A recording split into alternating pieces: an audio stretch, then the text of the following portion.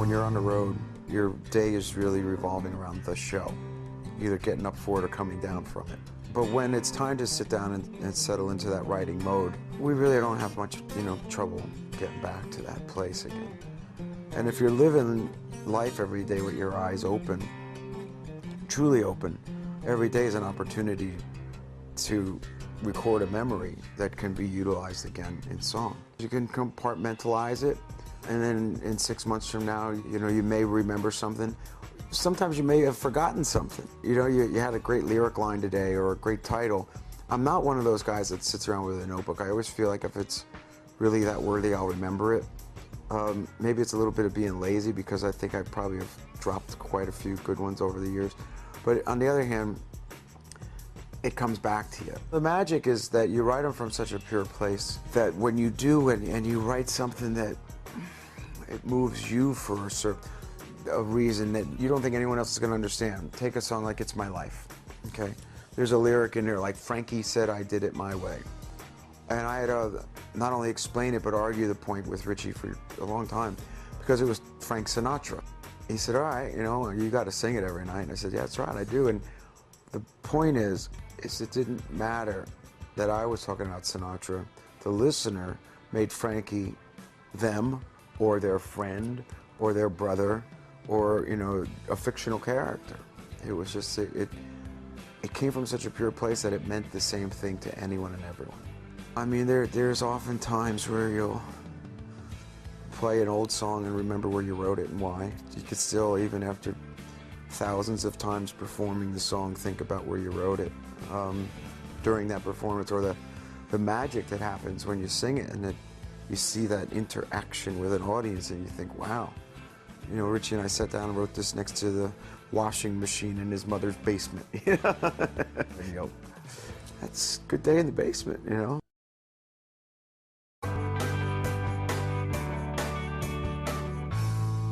The beauty of writing a song is that it should be able to be performed simply with an acoustic guitar.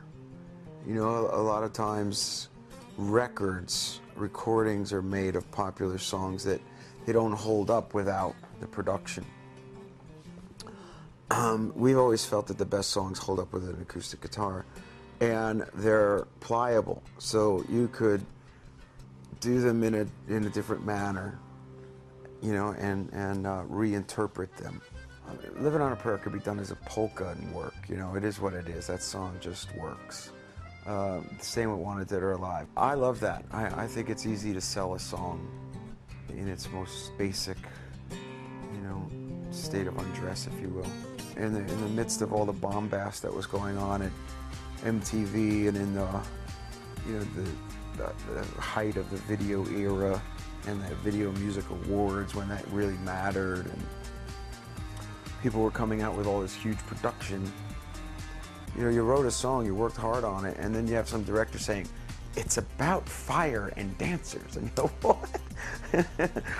You had no voice in that. You were young, you were naive, and in that era, that's what they did in videos like this, and they interpreted your songs and ruined them. So here we are, thrust into this situation on one of these kinds of award shows, and I thought, this is hogwash, because I don't get it. We decided to do a 180 and sit down with no shoes on and blue jeans and play a song. And then we played another song. And then Dick Clark said, play both songs. And it was as simple as that. And everybody else with their production and dancers and fireworks and blah, blah, blah. What you heard about the next day in the media was two guys with bare feet and two acoustic guitars.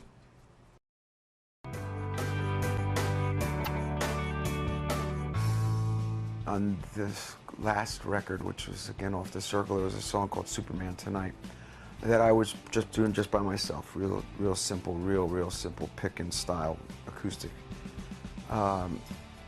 Did it by accident, one night, and people really responded because they said, oh, we could really understand the lyric and a different kind of depth to it. There are artists that know how to deliver a lyric so well with little or no instrumentation, and it just rips your heart out. You Think about Sinead O'Connor singing "Nothing Compares to You." You know, and you can picture that video, but think about that vocal delivery. Think about Damien Rice singing "The Blower's Daughter," you know, and the delivery with that simple guitar. There's so many beautiful things that are just about a lyric. Sometimes it's just the magic of the audience. Sometimes it's the beauty of the venue. You know, sometimes it's the historical significance of the place that you're playing on that date. But I enjoy that. I'm very comfortable at football stadiums. Some guys will say they don't like it. I've always been very comfortable there. You like to have a certain amount of time there. You like to warm up at this time. You're like, you know, yeah, I'm not one of those guys that gets out of the car and walks onto the stage. I like to go there and breathe the air for a while. But it's not superstition, it's just probably more routine.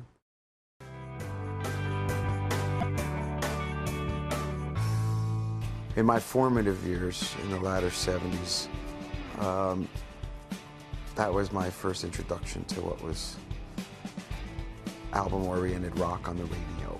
You know, when the FM DJ was influential and mattered, and the kinds of music that you were hearing from older brothers and their friends, and the punk movement the first time here.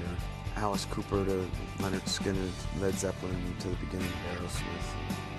It was hard rock stuff that was popular in the mid to latter 70s period. This was precursor to MTV and video, and bands didn't tour as widely as they do, you know, nowadays. And there weren't a lot of venues that you had access to.